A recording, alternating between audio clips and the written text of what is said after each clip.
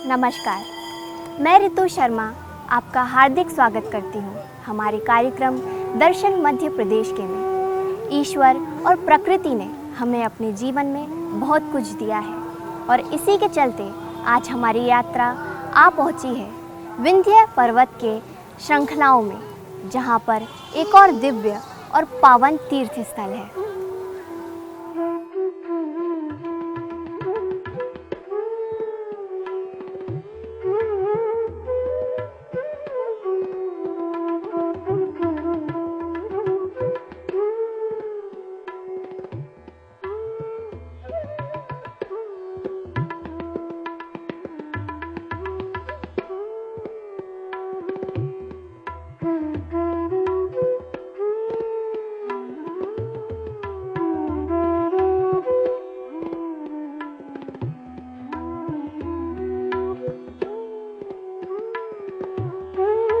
हमारे देश को तीर्थ की धरती भी कहा जाता है, जहाँ स्वयं भगवान ने आकर इस धरती को और पावन बना दिया।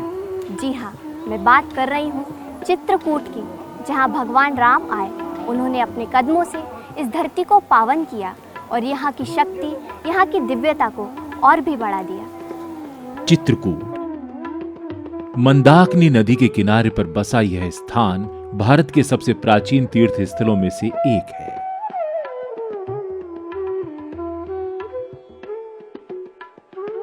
इस क्षेत्र में फैला शांत और सुंदर वातावरण प्रकृति और ईश्वर की अनुपम भेंट है।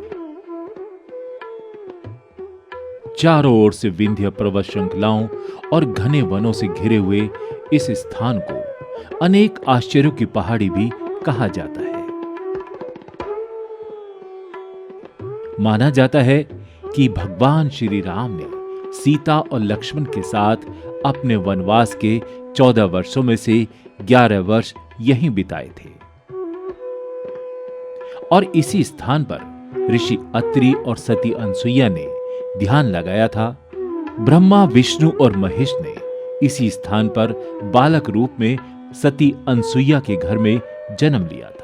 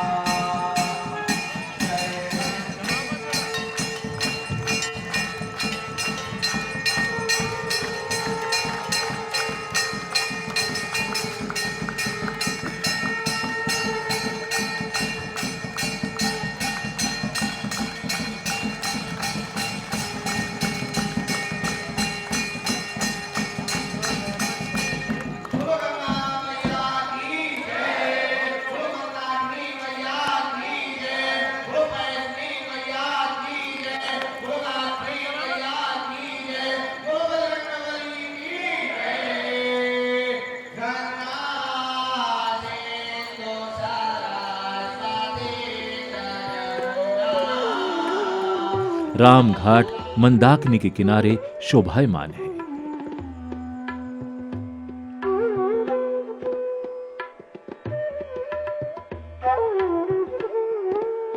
इस घाट के ऊपर अनेक नए पुराने मठ, मंदिर, अखाड़े और धर्मशालाएं हैं। 3 नदियों के संगम और भगवान राम द्वारा किए गए पिंडदान से इस धरती की महिमा और भी बढ़ जाती है। राम घाट से ही श्री राम ने अपने पिता दशरथ का पिंड तर्पण किया था। राम घाट का नाम पूज्यपाद गोस्वामी जी द्वारा भगवान राम के मस्तक में चंदन लगाने की घटना से भी संबंधित है। पूज्यपाद गोस्वामी जी को भगवान श्री राम के दर्शन श्री हनुमान जी की प्रेरणा से इसी घाट से हुए थे, जिसका उद्देश्य हनुमान जी के द्वारा कहे गए दोहे में स्पष्ट है। चित्रकूट के घाट पर भई संतन की भीड़, तुलसीदास चंदन घिसे तिलक देत रघुवीर। तोतामुखी श्री हनुमान जी द्वारा इस दोहे का निर्देश किए जाने से यहाँ पर एक तोतामुखी हनुमान जी की प्रतिमा आज भी पाई जाती है। भगवान राम ने भक्तों की भक्ति से प्रसन्न होकर अपने दिव्य दर्शन इसी भूमि पर दिए थे। ऐसी कई सारी कहानियां यहाँ प्रचलित हैं। इस घाट के पश्चिम की ओर यज्ञ वेदी और पर्णकुटी नामक स्थान आज भी स्थित है, जो कि भगवान राम के निवास की स्मृति को आज भी ताजा करती है। विंध्य पर्वत की श्रृंखलाएं, मंदाकिनी नदी का जल प्रवाह, सुंदरवन व गुफाएं पर्यटकों को अपनी ओर आकर्षित करने के लिए काफी है।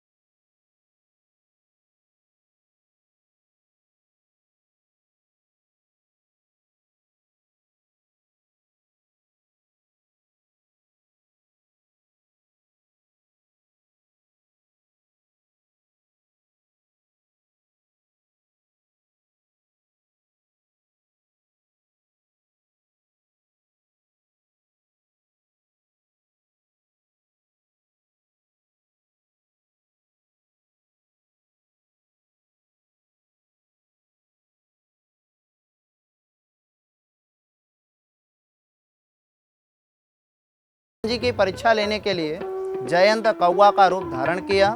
माता सीता जी के चरण में चोंच मार के, जब चोंच मार के भगा तब भगवान रामचंद्र जी जिस आसन में बैठे थे उसी आसन से एक तिनका निकाले और मंत्र से प्रेरित कर जयंत कौवा के पीछे लगा दिया। तो जयंत कौवा तीनों लोकों में गया। तीनों लोकों में घूमते घूमते जयंत परिश्रांत हो गया, थक गया, लेकिन काहू बैठन कहा न वही, राख को सकई राम कर द्रोही। राम के द्रोही को कोई नहीं बचाया। तब नारद मुनि मिले। नारद जी जयंत कौवा को मार्गदर्शन दिए कि तुम राम के पास वापस उन्हीं के शरण में जाओ, वही तुम्हारी रक्षा करेंगे। तब दोबारा आया, भगवान राम जी के चरणों पर आया और माफ़ी मांगा। तो भगवान राम जी को दया आई, तो भगवान राम जी माफ़ तो कर देते हैं कौवा को, लेकिन जो दिव्यास्त्र, जो ब्रह्मास्त्र, जो तिनका निकाल के छोड़े थे वो तो खाली जाएगा नहीं।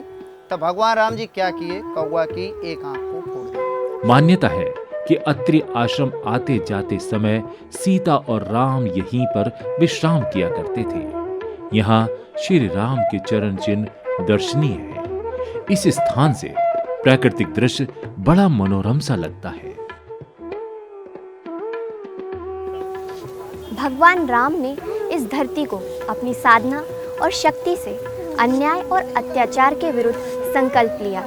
ये नगरी भगवान राम, माता सीता और लक्ष्मण जी के चरणों से पुलकित है। अब वक्त आ गया है आपसे विदा लेने का, पर आपसे वादा है कि हम आपको एक बार फिर से एक और दार्शनिक यात्रा पर लेकर चलेंगे, जो होगी चित्रकूट के अन्य स्थानों की। तब तक के लिए हमें आज्ञा दीजिए। नमस्कार।